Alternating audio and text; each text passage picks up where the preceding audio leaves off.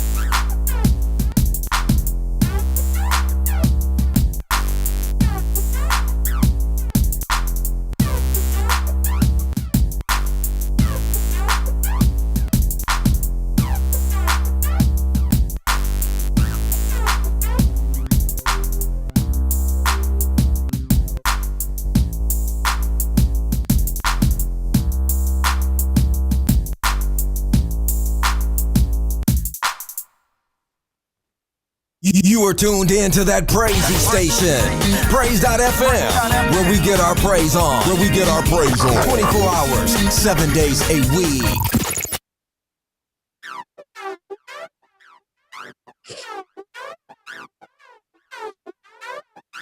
Hello, everybody. It's that time of the week for the momentum shift. You're here with your girl, Pastor Dr. Dre, whatever you want to call me. Dre is fine, whatever. But y'all know how it is. It's so exciting here at the momentum shift. It's we make things happen here. That's just how we do it. Y'all come on in, invite somebody you don't want to miss tonight. I have been waiting for this for months because whenever I fool around with Pastor Dr. Herndon, y'all know him. He's a senior pastor of Stone Point Community Church in Glendale, Arizona. He is also the Christian business guru. That's what I'm calling him. That's not what he probably want to be called, but that's what I'm calling him because it's my show. Since it's my show, I have to do what I can do on my show. Y'all don't know Dr. Jean like I do, but come on in, invite your friends. I'm telling you, you don't want to miss tonight. If you really want to experience a shift in your life, I'm telling you, this is the only way to get that. I'm saying it's the only way because I'm seeing results. I haven't had a chance to go back since I was there last year in April, but I'm not telling you about something I haven't experienced myself. So I don't endorse people just because, just because I actually attended. I paid my fees and I attended. I haven't had a chance to implement it yet because school and everything else, but this is the season for launching whatever God has given you to do. I'm telling you, you don't want to miss this opportunity right now. This is the best opportunity to do what you need to do, what you feel God has called you to do. And it could be ministry, it could be your own private business, whatever it is. Don't think you are not big enough for this type of vision, because what God has given you is the answer to someone else's problem. That was a free commercial. So, for the people who don't think that they have anything to offer, people need to know, hey, if God gave you a vision, he gave you a vision, and he'll give you the provision for that vision as well. So I want to introduce you guys to Pastor Dr. Gene Herndon. Hopefully we'll see his beautiful wife. I'm not going to say lovely wife. I don't know why wives got to be lovely when they pastors' wives. Maybe you know, Dr. Jean. I don't know. But haven't you noticed why they always got to be lovely though? Yeah, I can actually answer that if you want. Well, yes, please, because I need to know. I've been curious about this for years. Please tell me. It's unfortunate, but culturally, people place more emphasis on the pastor and not on the pastor's wife, not realizing that she operates in so many different areas that without her, it's not possible. But people seem to be more geared towards the front position. And it's unfortunate because to call her just lovely is a downplay, in my opinion. I think people think that, once you become quote unquote spiritual or a leader, you lose some of your ability, your attraction, your, the things that make you who you are. And I think people don't realize that we're people in positions. We're not positions in people. You know what I'm saying? Wow, that's powerful. And so I think honestly, that's the issue. They make it seem like you have to be demure. You know what I mean? You can't be, and if we could really be honest, it's if a husband is aggressive, if a man is aggressive in business, then they call him a business mogul. And if a woman is aggressive in business, then they have a bunch of other derogatory names that are extremely unfortunate, when the reality is that it's if he's a mogul, so is she. True. I'm glad you said that, because I'm probably a little biased right now, because I think this is the season for the woman. I mean, women are doing powerful things. God is using them, and for whatever reason, even during this Black History Month, one of my sorority sisters, she's long gone. She became the founder of Bethune-Cookman University. Wow. And she did at a time where that was just kind of not the thing to do. I mean, she did that back when, women were kind of frowned upon, especially if you were a person of color. You definitely wasn't supposed to have that kind of money. And it's just interesting because those women are doing it. I'm telling you, folks who have, we've talked about this before, during COVID, during the shutdown, your ministry became probably more prosperous than it had ever been. And a lot of other churches, ministries, businesses, there were some that were closing their doors, but the people who weren't willing to shift are the ones who struggled. That's right. People who didn't get caught up in whatever, moved on, figured out how to make it work and meet the people where they were. Those people are doing well. And I'm not just talking about ministry, I'm talking about businesses. That's Absolutely. One thing I do love about millennials. I'll be totally honest with you, because they're not broke. Yeah. They're not. And here's the thing that happened. A lot of people don't understand. There used to be a time in a season where business and ministry was more military. It was more authoritarian. Do what I say. This is how it's going to be. Don't do as I do, but do what I say you do. And it was very masculine, if I could use that term. Mm-hmm. And what has now happened is EQ has become more important than IQ. And the truth of the matter is, women are naturally more EQ oriented than men are.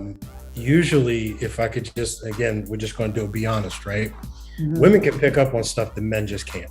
They can pick up on the subtleties, they can pick up on the differences, and they can pick it up very easily. Men usually struggle in this area.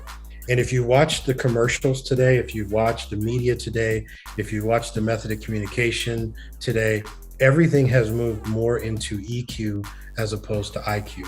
And so what has happened because of that is it's caused the men to have a disadvantage. And I'm not beating up on men, so I don't want to sound that way. But when you have women that have high IQs already, and they have high EQs as well, it automatically positions them for the market that we're in right now. This is without a doubt the greatest move of women entrepreneurs, women CEOs, boss ladies, whatever you want to call them. We are in the midst of the greatest move.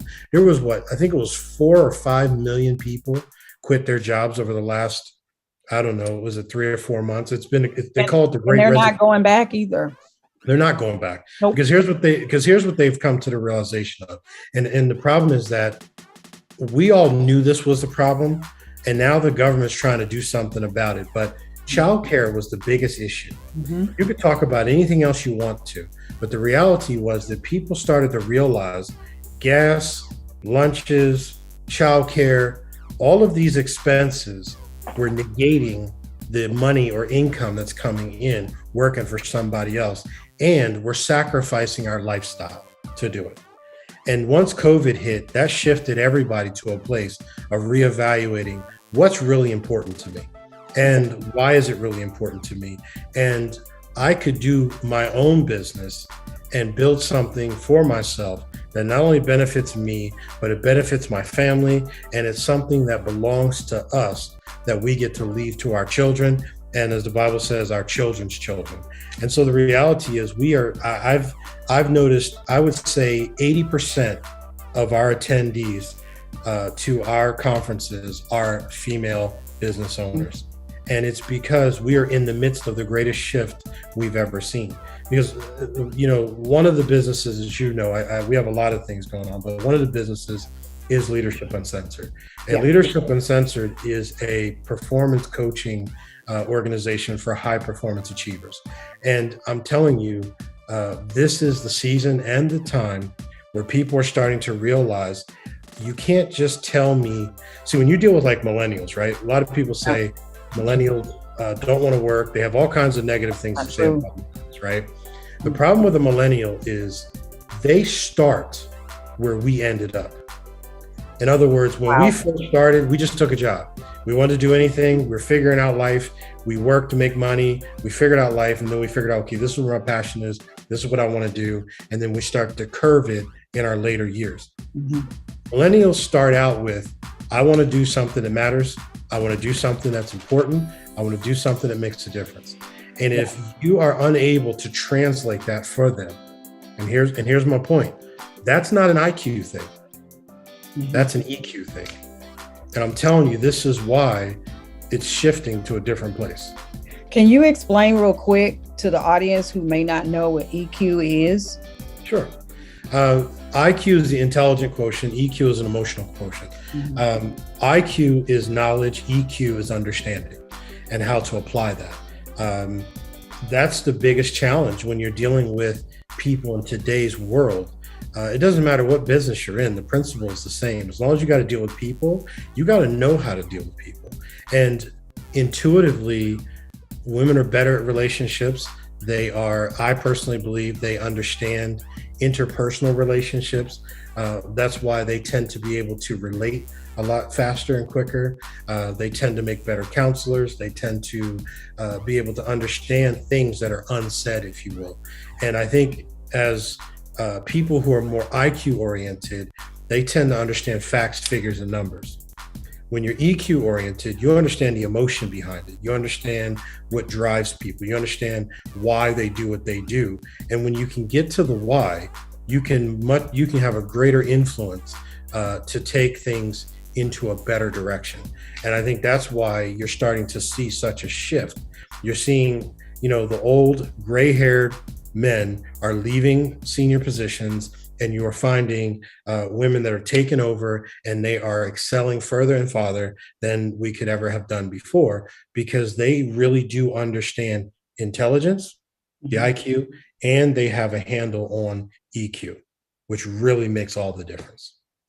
Yeah, and that's a very powerful attribute, and you're right, because even in my profession, most of your therapists, there's lots of male therapists out there as well. But where I work, I do intensive outpatient therapy at a behavioral health hospital. And it's interesting. There's only one male therapist there. All the rest of us are females.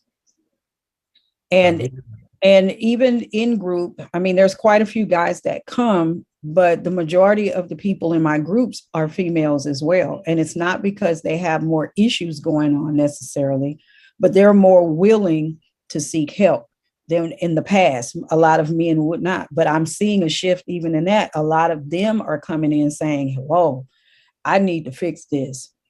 And then they're coming saying, we need marital counseling.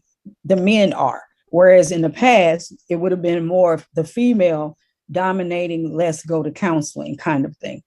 So I'm so excited to have Dr. Jean Herndon here with me tonight as we are pressing forward on the momentum shift. I know you guys are used to me doing a break halfway through. However, I wanted to do something a little different tonight because once he gets going, I don't want us to have to break. So we're going to break now. Don't go away though, because we're going to talk more about, he talked about his, the leadership Uncensored part, but we're going to talk about the Christian Business Accelerator program. So stay tuned, watch the video that's going to show, because it's going to be the precursor to the rest of our conversation tonight. Do you feel a little stressed or overwhelmed trying to run or grow your business? Well, I'm going to explain to you the reason why, and truthfully, it's really not your fault. Here at Leadership Uncensored, we now mentor thousands of business and ministry leaders around the world, and all of them have felt at one point or another like they are in over their head.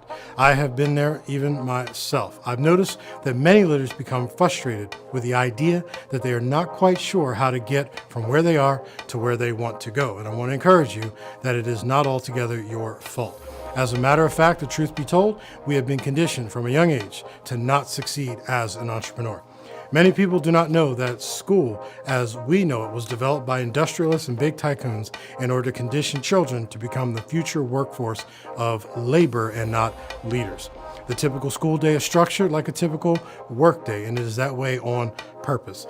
Today's leader has to make a mind shift to go from simply labor to owner and leader. There are skills that are critical, and unfortunately, we don't learn them in school.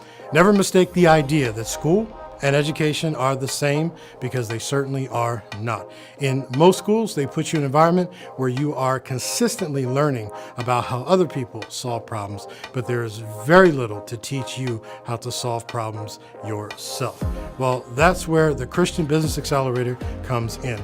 Not only will you learn the 4 essential skills that business leader must have, but also the unique framework needed to start and to scale your business quickly. Look, we'll save you the headache, the heartache, and the ever painful wallet ache by helping you to implement the proven systems and strategies to take your business to the next level. We will help you to dominate your marketplace and give you the tools to become better leaders. But wait, there is more. We do it specifically from a Christ-centered view, giving you the tools to not sin against your God-given potential. Are you ready to level up? If you are, reach out to us by clicking the link in this post, and we will have one of our client success managers get you more information. I am looking forward to seeing you soon. Until then, level up and God bless.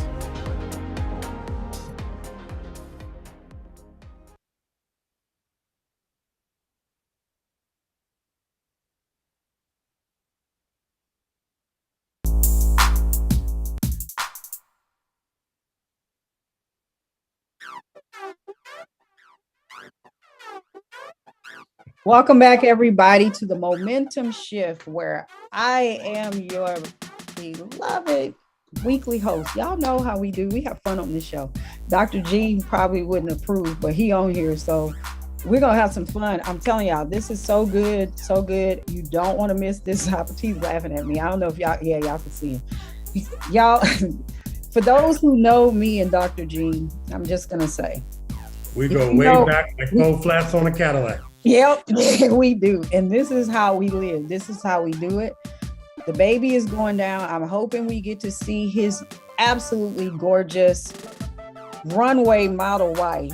I'm not sure what he prayed in order to get this beauty that he carries around. This one. Oh, did y'all see what he just did? See, this is what it is. We actually met during ministry one time, and it just kind of took off from there. And it's just been an awesome opportunity to know him. He's a man of wisdom, and I don't give them accolades to that many people. So, I'm not going to say anything, but this man is an awesome teacher. I'm telling you, I've been to this program. It is amazing, and it will change your life. So, Dr. Jean, will you share a little bit more? We showed the video. Wanted people to hear it come out of your mouth. I wanted them to see what you had to offer. And if you could share a little bit more about what this is, and I'm going to ask something that I probably should have asked you off camera, but in the future, I don't know if you've been thinking about doing this. I don't know if you live stream it where people can attend virtually or not. Maybe at some point, because there's people I know all over the world, really, but people who live in different states that I know could benefit from this information. So maybe that may be something you might want to consider if you haven't already, being able to take it where people could virtually attend at the same time. We had thought about it, and one of the things, because of how it's structured, we have found that people being present and being able to disconnect from everything gives us the greatest impact, if you will. We have thought about streaming it.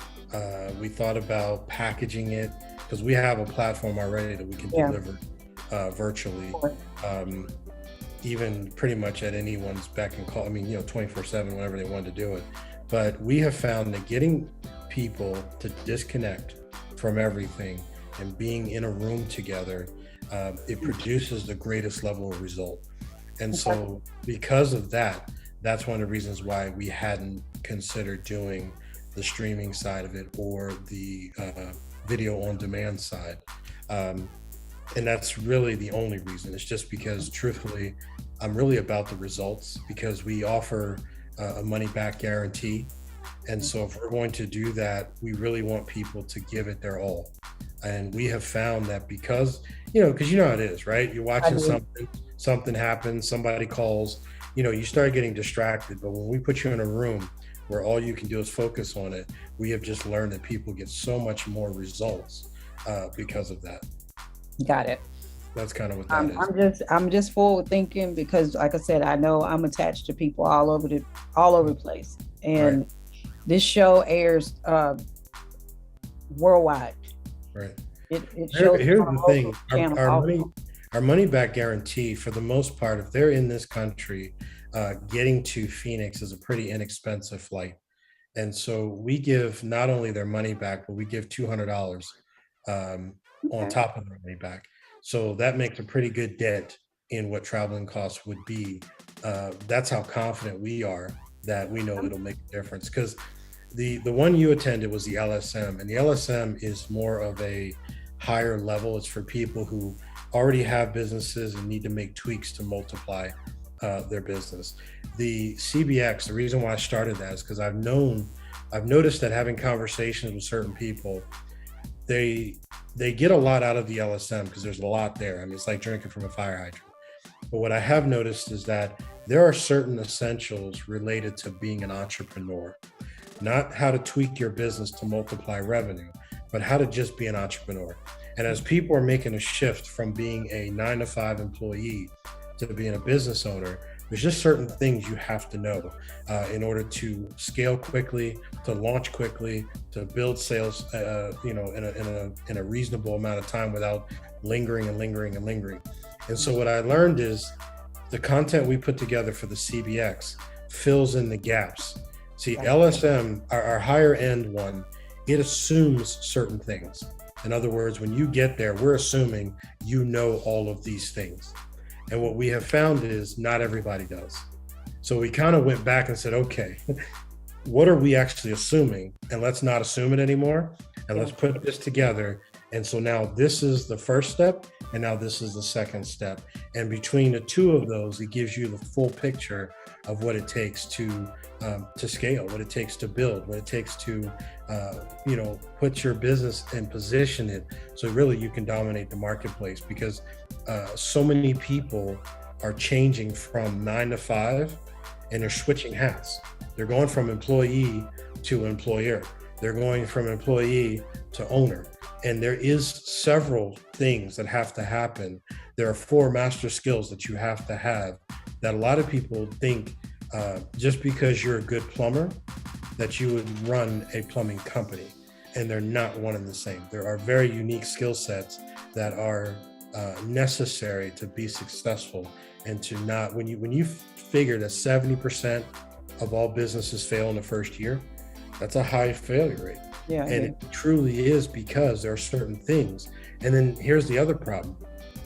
As a believer, there are other dynamics that a non-believer doesn't have to wrestle with. You know, there's a lot of times what believers will do is they try to make their business a ministry, and they try to make their ministry a business. And they are not. Ministry is ministry, business is business, and you have to understand that God says a lot about business in the Bible. He says a lot about how to conduct yourself and how to handle things.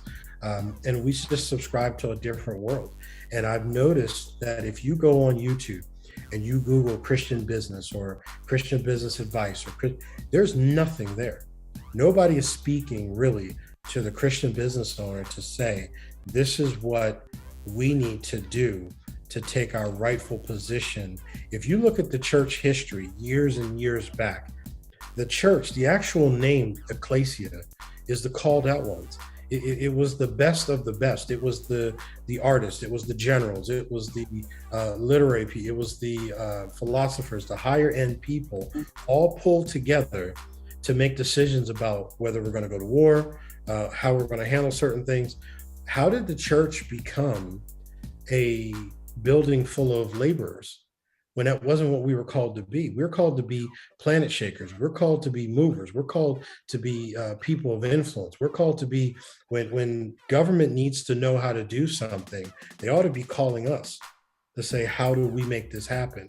And I think because, and like I said in the commercial, most people are trained to understand school because school was developed to teach you how to be a good worker.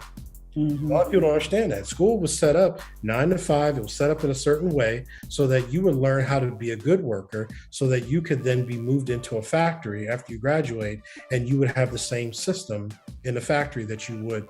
People are not being trained to be a boss. They're not trained to be a leader. And so now you've got a dynamic where the church has been kind of brought down in its position of influence to the point where now the world depends on the government, which is a dangerous place to be. But as believers, we have got to come back to the place of knowing that we are able to make a difference in this world. And, you know, hence the 7 mountain mandate and being able to deal in all areas and really be an influence to make things and to make change. Because as I've watched, many churches have failed and floundered because they really have been underfunded. And so then when you deal with, like you had said earlier, about making the shift to deal with the market and the way things are changing in the world, we were positioned in such a way because we have so many business owners that are prospering, and we've helped them build, that they have been able to support the efforts that we've done to make those shifts, because it takes money to go a different direction. You know what I mean? It takes finances to do all of that. You know, APS does not take a picture of me to pay the bill. You know what I'm saying? I wasn't ready for that. You could have told me ahead. I should have known. Knowing you, I should have been prepared, but I wasn't ready for that. They But want you're pictures right. of dead presidents. That's what they want. They want pictures of dead presidents. And so to do all of the things we have to do, we have to be well funded. And it's my belief, there may be many that disagree with me, but it's my belief that Satan has been very effective at keeping his foot on the neck of the church because he's kept his foot on the neck of the Christian business leaders. So, And, you know, that it's interesting.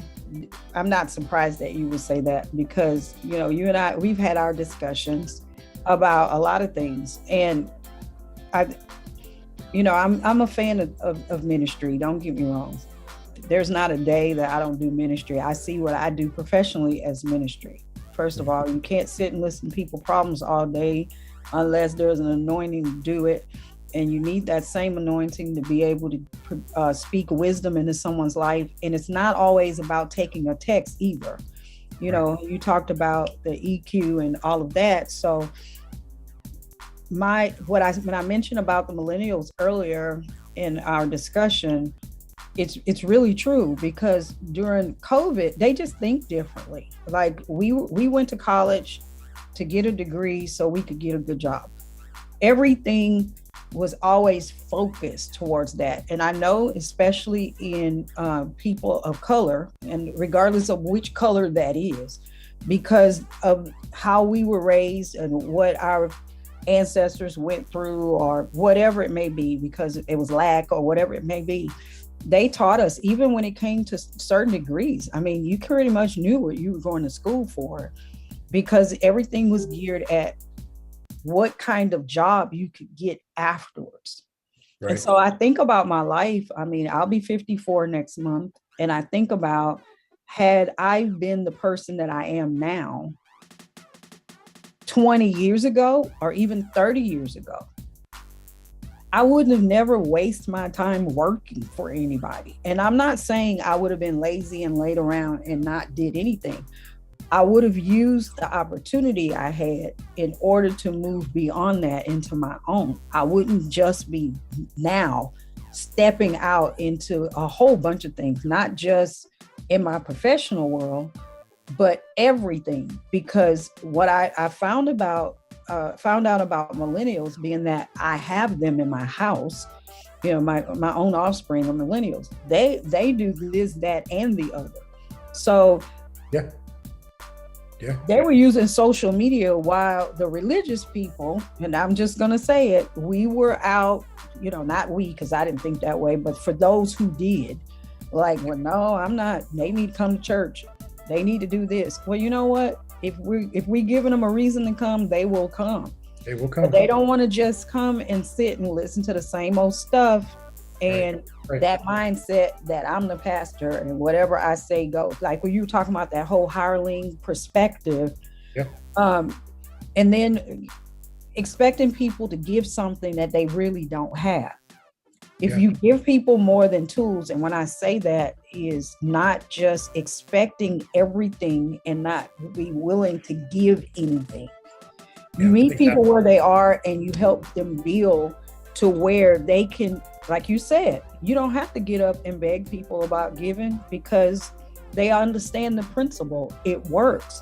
And so beyond that, they're not scratching two nickels together trying to create a whole dollar. And then we're wondering why people can't trust God in it, because they're trying to figure out, I'm here every Sunday, I'm doing this, doing that. But you need more than just that. People need to know how to interpret the word, how to apply that word, and how to move forward in their lives, utilizing that word and being able to trust God at a different level. Because with every level you go, your trust factor has to change. 2001 levels aren't going to work in 2022. No one's been here before. So we have to be willing to look beyond what we can just see in our natural eye.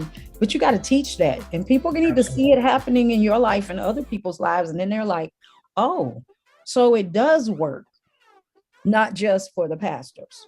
Absolutely. And that's, and you know, going back to the culture side of things, let's just have a real moment for a second. Growing up, I didn't see people in my family with businesses. Everybody in my family was like, get you one of them good government jobs with government benefits and, you know, ride it out for 25 years. And then they give you a cheap watch and send you packing. And it's like, you know, and the thing about it was that was just the way. But then I noticed when I went to high school, in Delaware, and I had more of a diverse people around me.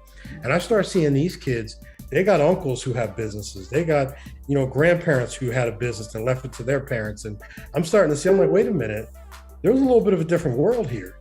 And they were exposed to people who in their family were doctors and lawyers and business owners. And just the exposure was different. And I began to realize that there is more to what we are able to do and the impact we're able to have. It's funny because with millennials, Johann von Goethe said this: dream no small dreams, for they have no power to move the hearts of men. When you have small visions, when you deal small things, people aren't going to move into that. They're not going to buy into that. At our church, we have over 120 people on our ministry of helps. And of that 120 people, I would tell you at least 80 to 90% of them are millennials. And they're passionate, they're driven, they will literally go to bat. They're in the trenches. I'm so proud of them because they're people who have ransomed their lives for the cause when other people are saying millennials won't do that. And the truth of the matter is they will do it. But when you got such a small vision, it has no power to move people. And, like you said, the Facebook is of the devil and social media is of the devil and all this. Listen, the world is of the devil. If we can be real honest with you, it doesn't matter where you're at. What good can you do? What effect can you have? And if you can bring light into darkness, that's what we're supposed to do. We're not supposed to try to hide ourselves in four walls and say, kumbaya, come Lord, come. We're supposed to go out there and engage the enemy. And that's what we're not called an army for no reason. We got a job to do. And like I said, my senior team is primarily millennials. And they get after it. They will make it happen. They will get it done. If you have smart people, you don't have to tell them how. You just have to tell them what. They really will figure out the how. They will. I mean, and you're right, because like my oldest biological son, they both work professional jobs. Both of my sons, the oldest one in Texas and the one that lives in Tucson, they've been to college. They've done, they made their choices of what they wanted to do their career, but they hustle though. They do this, that, and the other, and they're not interested in that retirement plan. You know what they're doing? They're learning how to trade. That's what they do. They're trading money. They're doing crypto, all this stuff that we are afraid to do. They're doing it because they figure, okay, well, if I lose a few dollars, they spend their time. The other thing when we talk about in our home all the time, only old people have home phones and direct TV. Millennials don't. They stream everything that they do. And whatever they can watch for free, that's what they're going to watch. Right. Whereas we won't get rid of DirecTV because we've had DirecTV for 12 years. And because I've had it for 12 years, I don't want to get rid of it. But think about how much money we're throwing away. I'm not a huge fan of one of the cellular plans, but I'm not going to call their name on here, but I'll tell you, that's all the millennials have them because they're the cheapest. Yep. They don't care if they don't have the best service. They don't care. Because all they're going to do is text anyway, and they can do that over Wi-Fi. See, so they don't care. Now, they do invest in their Wi-Fi because they know that that's the key to the rest of their lives. Their priorities are different. I can deal without electricity before I can deal without Wi-Fi. Now, I got to have some lights.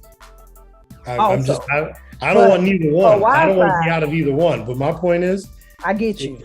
Is when we switch, because our cable bill is $300 a month. Yeah, I got to We switched from that a long time ago and said, what? All this digital streaming and all this stuff, I think we spend now maybe $80 or so and that includes our high-speed internet and everything else that we do, because it just doesn't make any sense. You're not home to watch it. And you watch the same, you're not home to watch it. And then you end up spending more time sleeping in front of it when you are home. And people in business don't really watch TV anyway. You don't have time. Exactly. And that's why for me, the streaming side is better because I can watch it when I want to watch it and not have to worry about when it's on, because when it's on, I'm busy. I'm not watching it anyway. And the truth of the matter is, this is why you ever notice you don't see Rolex commercials on TV. You don't see Rolls Royce commercials on TV. You want to know why? Because people buying that stuff ain't watching what we watch. Nope, they're not. Unless you're watching tennis. You watch tennis or golf, you're going to see Rolex commercials, Mercedes commercials, stuff like that.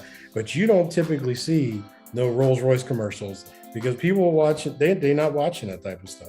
Ain't nobody got time for it. They not. You're right. So what I'm encouraging people to do this year, I've been talking about this since the beginning of the year about gathering ourselves, especially, my program is primarily geared towards women on purpose. because I know that that's the area that God has called me to. So that's primarily my focus. However, I do welcome all the gentlemen that come on, and and I have been on my show on purpose, because we're not going to be one of those let's bash men and what the man didn't do and this and that. No, we're not going to do that. However, I'm noticing that a lot of women, are at a place where they're like, okay, there has to be more than this.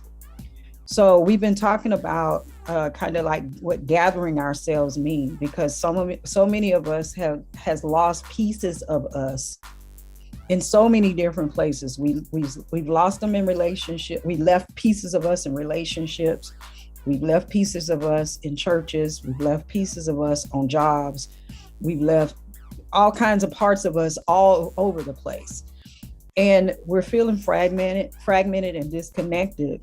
So I'm bringing people on in this season to kind of talk about that. People who can put the puzzle back, because what I said, I think last week, is if you lose a puzzle piece, that puzzle is worthless. It's no good to you.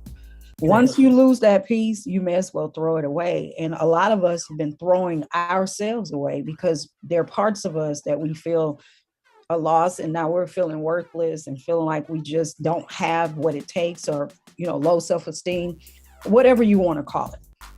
It in the end means the same thing. So I'm bringing people on who can help connect the dots, and this is a good season for you to come on the show, actually, because that piece about feeling like you don't have anything to offer to someone else, like what could I possibly do, or maybe thinking, well, I don't have any skills. We're on TikTok playing around anyway. Find your passion. I'm learning how to do all kinds of things on TikTok that I never considered before. Can I tell you, can I speak to that? Can I speak to that for a second? Sure. Here's what happened. And it's the churches, especially in church world, church culture, has done something devastating to women. And I'm gonna tell you exactly what it is. They misinterpreted submission to become omission. In other words, submission, God says it's not good for man to be alone. I'm gonna give him a helpmeet. The helpmeet is M-E-E-T, not M-E-A-T. And by and large, leadership, church has constructed an idea that women have become helpmeet, as in a package of meat, and has not understood God's initial plan was not for her to be M-E-A-T, but to be M-E-E-T. In other words, to help meet the goals and the dreams of the family. If you look at a Proverbs 31 woman, she's industrious. Proverbs 31 is not one woman, it's all women, right? And when you go through it, there are characteristics there that, if you think about it, it couldn't have been God's plan for man's wife to be lovely. There's that beautiful woman sitting right behind him right now. She showed up, y'all. This Pastor Shayna, she's beautiful. Gorgeous. Yes. What? Like he had something to do with your... Like he gave birth to me or something. Exactly. I'm sure you were there at her birth. Right? Let's use her for an example. She's gorgeous. Yeah. She's a mom. She's a businesswoman. She's right here with me doing it. She's involved. She's running things. She's making the calls. She's calling the shots. And my problem is, so many people think M-E-A-T, like she's just a lump of meat, right? That's just supposed to sit there and be quote unquote seen and lovely. When the reality is, she has pieces to the puzzle that I don't have. And we're supposed to do this thing together. Do you follow what I'm saying? And I think that's where business leaders, ministry leaders, church leaders have relegated the helpmeet down to a piece of meat. Wow. When reality is, she is as gifted, she is as anointed, she preaches, do you understand what I'm saying? And Yeah. that's the struggle, because the reality is that until we learn that God didn't give us a wife to have a piece of meat, he gave us a wife to accomplish the vision. And together we're supposed to do that. Now, in the constructs of working together, together then means that she has pieces, I have pieces. Rocky said it the best. He said, she got gaps and I got gaps. But together, we got no gaps. And that's what a team really is. And that's when you're playing on the same team, you're working towards the same dream, and now teamwork really does make the dream work. But I'm telling you, that problem that you just said, where I've left pieces here and I've left pieces there, it's because we have relegated women down to, I'm going to take the part I want. Wow. And I'm going to reject the parts that I don't want to be bothered with. Can you say that again? Because that right there, I'm real talk, seriously, because I think that may be one of the absolute most important things you said tonight for the women in the audience, seriously, because I think that's part of the reason why a lot of us have felt that way at times. Maybe not all the time, but at times in our lives, because people will take the part of you that they want. And when they don't want it anymore, they will toss you aside. And that could be friendships, any fellowships. It's not necessarily a spouse, but it could happen, like you said, in churches, on jobs. The way the idea is, even how you get promoted on your job, what the thoughts surrounding the culture of promotion, maybe where you work or whatever, and people not realizing that, hey, if God gave you a word, he gave you a word. He didn't just give you a word to the women. Right. Exactly. He gave you a word to the church. Absolutely. And that whole picking the pieces, it's a problem because, like you said, I left a piece of me at this job. I left a piece of me with my kids. I left a piece of me with my ex-husband. I left a piece of me in this relationship. And now at some point in time, you run out of pieces. And then you're like, okay, wait a minute, who am I? What am I really doing? And why am I doing it in the first place? And I think the reality is that as we come back to center, as you call it, the regathering, we come back to center and we say, okay, hold on. I'm actually going to put some boundaries in place. It's not defiant. It's self-preservation. It's realizing that I'm no good to anybody if I can't be good to me. And now that is, and the buzzword today is self-care and all of that, which I'm completely for it.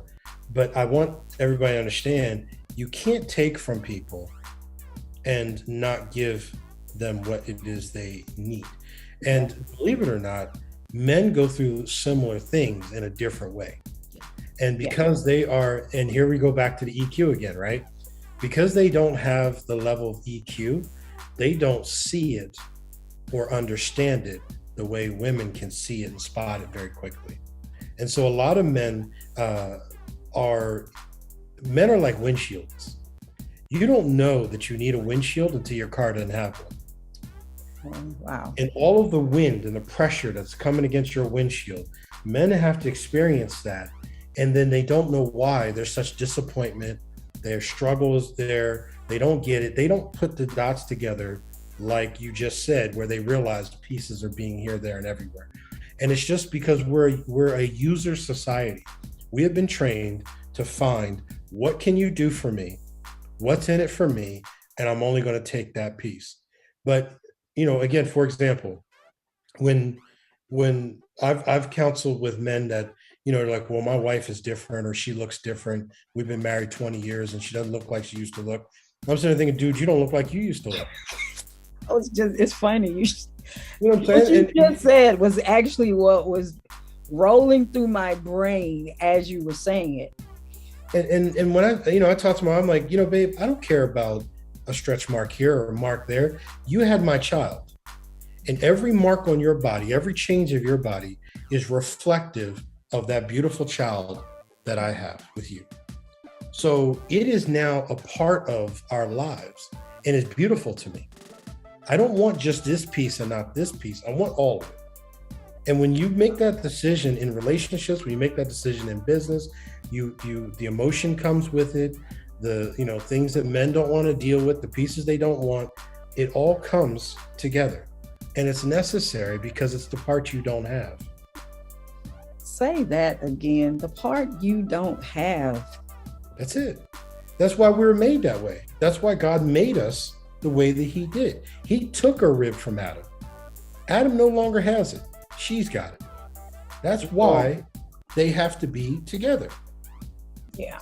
And no matter what people say, man and man, woman and woman is not the same as a man and a woman, because a woman he took it out of Adam. He don't have it no more. She does. So then when you try to pick and choose what you're willing to tolerate, you've missed it, because all of her, in her beauty, is everything you need, from the emotions, from the struggle, from the different points of view. All of that's important. And if you amplify differences, it's prejudice. Say that again. Whenever people amplify the differences, you are That's walking exactly what it is. And now, how are you going to be prejudiced against the one that's been called to help? And then you wonder why there's constant turmoil and strife and struggle and irreconcilable differences. But it comes from, taking more than you're depositing.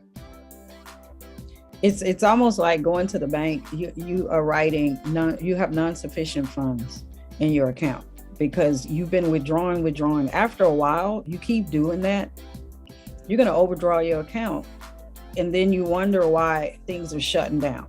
You do that one time too many at your bank, they will shut you out and you won't be getting anything. In the name of being submitted. Wow. So now you've done this. So you just set up where you're going to have to come back on the show, because you're going to drop that in right at the end of the show. Now inquiring minds want to know. They just blowing up now. Now they blowing up. They just blowing up because you done created a problem on my show. Once you're one of these people that drop this kind of stuff right at the end, right when we have to go. But this was so powerful. You guys check out Dr. Jean. Thank you so much. Pastor Shana, you want to say something real quick? Because, you got something to say. Something. I just want to say hi, y'all. No, I was putting the baby down, so I didn't get to hear all of what you guys were talking about. But just that small piece that you guys were discussing was so powerful, because I think, as a wife and as a business partner, one of the things that I always have to be mindful of is the ability to juggle multiple roles, from wife to business partner to mom, and be able to switch those hats, all while still being authentic to myself and true to myself, and knowing that I can only give but so much. And like you were talking about insufficient funds and becoming bankrupt and that type of thing, I think as a woman, it's a unique position to be put in, because we do such a great job at wearing different hats, sometimes all at the same time, from being wifey to got to put the baby down, now coming to, be by his side. And so it's so important at the end of the day to ensure that you are still authentic and true to yourself, and to speak up when there's something that you need. Particularly, it's kind of muddy waters when you're married to the one you're in business with, and sometimes it can cross-pollinate and it all becomes like spaghetti. But it's important to keep those boxes separate, and to ensure that at the end of the day, if all of this is going to run like a well-oiled machine, you have to make sure mentally, physically, spiritually, emotionally, you're where you need to be, and you need to ensure the same for your spouse. Yeah. So I would just say to any woman that might be married and is in business with their husband or wife or whatever it is, that they ensure that they really make sure those lines of communications are open, because sometimes we run so fast that we could turn around and the other person not be there. I'm like, okay, wait, hold it, pause, stop, where are you? So I just think that that's a very important dynamic. And I know we're running out of time, so we don't have too much to talk on that, but that would be probably the only piece from my perspective of being a wife and a business partner, how to balance it all. Can I add one more thing? Sure. One more quick thing. It's easy. It is easy to abuse what comes easily. In other words, because women can shift very quickly, they can be a mom, they can be a wife, they can be a business owner, they can do that very quickly, and men can't. I think sometimes men take for granted and try to pull on that because it's easy, it appears easy for them, and they don't realize that's taking a piece of you. You understand what I'm saying? That's fragmenting you to a place where, because they're not paying attention, they're just thinking it's easy. Because just because the load looks easy to carry doesn't mean it's light. Wow, that's true. And so I think that's one of those places where people kind of cross lines and boundaries, if you will. And as a wife and a woman that wants to please everyone, it's hard to say no. So it's important that that other person doesn't abuse that, knowing that I'm probably going to say yes already, probably at my own deficit, if that makes sense. Yeah, and I can speak to that as we're closing, because one of the things that COVID did for me, and I'll say that it has been a very paradoxical type situation, but for me, what it did was it taught me that I was doing way too much, and that boundaries no longer needed to be fluid, and that it's okay to say no. And when you start saying no to certain things is when you find out really the value that you have to someone. When you start saying, no, I'm not going to do that. I'm not going to be there. I'm not going to do this. Then you start to find out. And for a minute, it'll seem really lonely and frustrating or whatever. But after a while, when you get past that little season of transition, it is so refreshing. Then you're like, where have I been my whole life? And your perspective changes. So Pastor Shana, I think it's time to have you come. And then you become like Oprah. You get a no, you get a no, you get a no. No, it's like everybody gets a no, because I now know, how beneficial it is, because no equals focus. And the more you say no to, the more you can hone into your purpose and your passion and really be focused. Exactly. So I appreciate you guys. I appreciate you coming on. I didn't get to do the shout outs like I normally would do because I wanted to be focused on what we were talking about tonight. But I appreciate you guys coming on. I appreciate you sharing. Please check out praise.fm radio. She's got some wonderful, spectacular things going on. The interviews that she's doing, the Facebook Lives, God is favoring Dr. Lady Rain. She makes it rain here in the Valley of the Sun. So you guys continue to keep our station in prayer, continue to keep our producer in prayer.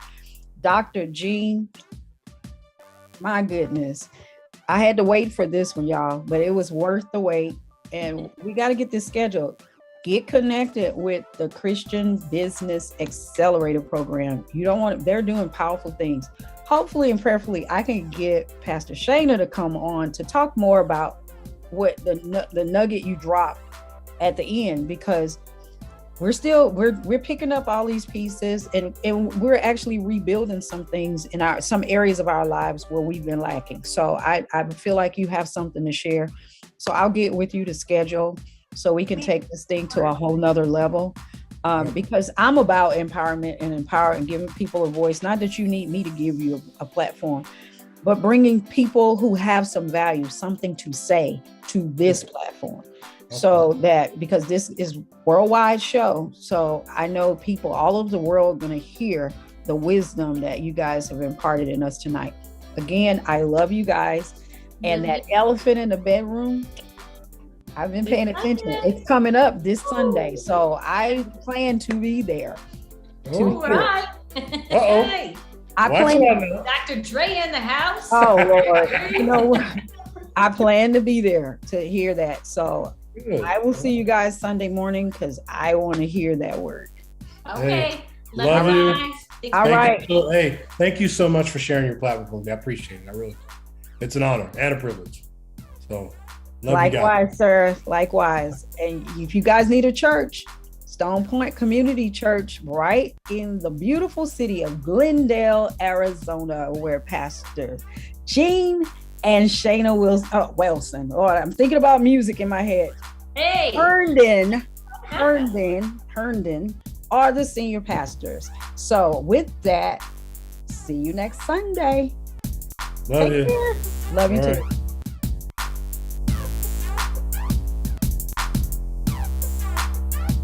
You are tuned in to that praisey station, praise.fm, where we get our praise on, 24 hours, 7 days,